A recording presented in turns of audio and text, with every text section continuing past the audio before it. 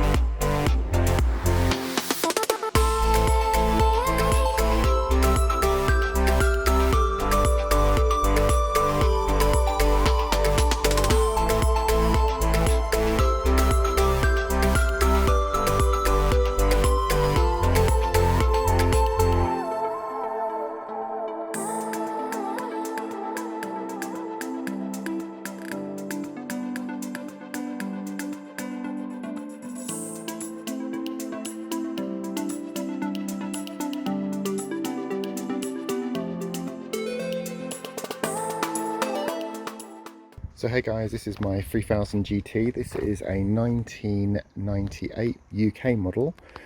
Being the UK model, it has the larger turbos on it, it has the bigger brakes, the four-wheel steer, active aeros, where in Japan they kind of stopped that on the 296 version, I believe. They stripped them off. So the UK version had pretty much all of the toys all the way to the end, but sadly it retained the Mark II front end, which is what this has. But it also has this added crash bar for UK regulations, which only the UK version has. But I quite like it, even though it doesn't have the fog lights. I like having that bar there. I know most people take it off and put the fog lights back on again, but I'm trying to retain as original as possible. Now, when I first got it, it did have a lot of aftermarket pipes here. So I went ahead and stripped all those out and redid them all back to factory spec. And I know you're probably thinking, why'd you do that? Because there was a bleed valve here. There was two of them actually. So the original boost solenoids were disabled. That I've gone ahead and just stripped all that out because I want to be as original as possible. Now, it does have an aftermarket radiator, just for better cooling. The radiator I did have in it just basically fell apart. So £100 aftermarket radiator, and you can't complain for an alloy radiator for £100. There has been some work done to it over the years. I've just finished doing the water pump, timing belt, and the pulleys also there. I've replaced the two pulleys down the bottom here for the alternator belt, and I've also just put a new alternator in because the old one was making very much of a crunchy noise. I've had these resprayed. I've resprayed those. I would like to have this redone again. I did this a couple of years back and the paint's starting to chip on it again, so I'd like to have all that stripped off again and have it factory, kind of the textured paint that they had on the factory. I've recently cleaned up the intake manifold, so that's nice and shiny, and did a little bit of a spring cleaning around here. I've had the water pipes replaced with some tougher pipes. The interesting story, I had a major water leak from the pipe that goes to the back of the heater matrix, just at the back, and that had water going everywhere, so I've replaced all the actual hoses on it for the water system with some higher quality ones. The brakes have been the brake discs have been changed since I've had the car. They were very scored when I got the car, and I see quite a lot of GTOs and 3000 GTs that have old discs on them. I think a lot of people get them and they don't really think, oh well, I'll change the discs out, because they get them for a quick car just to drive about. But got this, and my whole outlook on this car was to get it as factory looking as possible. So apart from the wheels, of course, but they're period correct wheels. So some Lenzos that all the discs are nice and shiny still.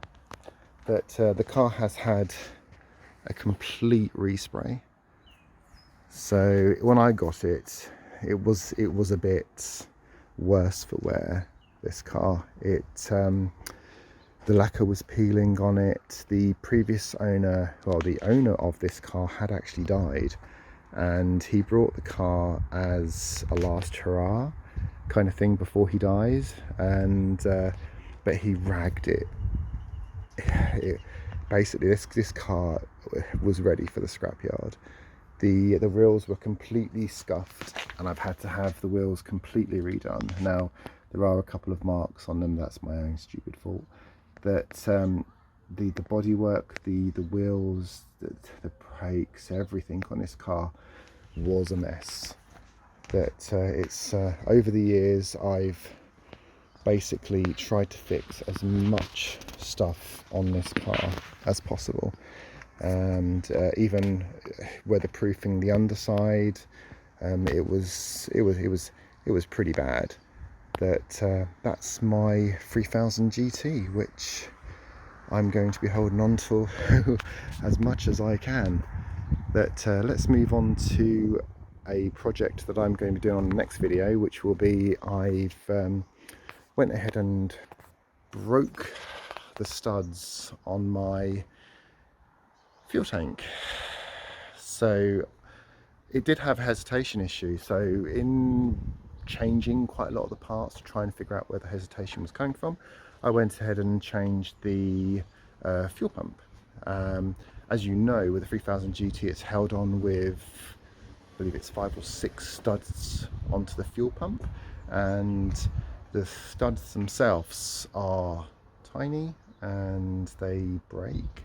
So in the process of 2 days, I tried to loosen these bolts up, and they just, I could get 4 off, but the last 2 wouldn't come off.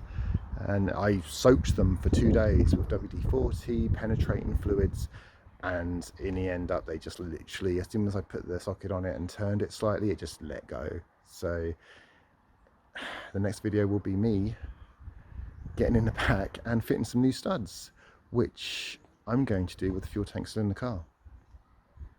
Crazy? Well, check out for the next video. Catch you next time.